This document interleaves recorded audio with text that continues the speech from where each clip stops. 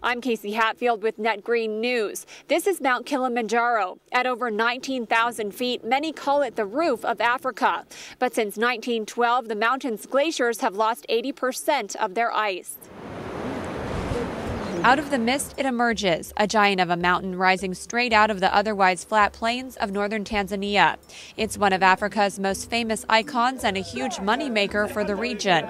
If you want to see it as Hemingway described it, you'd better go soon. There's actually have been a lot of changes. Methley Swai was born on the slopes in Machame village and manages a tour company that leads climbs up the mountain.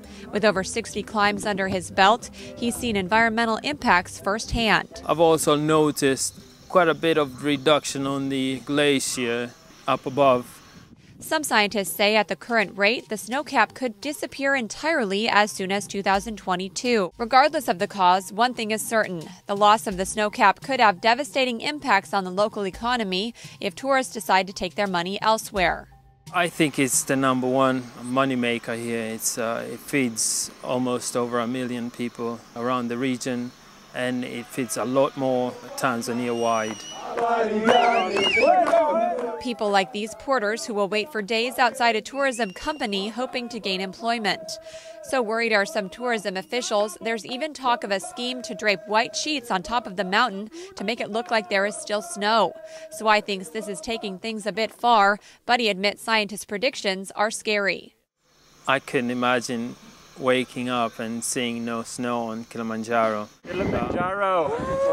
For the average tourist, Swai believes climbing Kilimanjaro is about more than just the glaciers. I can attest to this. I climbed the mountain in November with my fiance and a group of friends. All right, we just made it to the summit. It took us 5.5 hours. Maximum! I'm a little cold and tired, but the view is well worth it. Maximum! It was one of the most challenging, exhilarating, and rewarding things I've ever done. Swai believes tourists will keep coming because climbing Kilimanjaro is still a true adventure. It's such a rewarding trek. Reporting for Net Green News, I'm Casey Hatfield.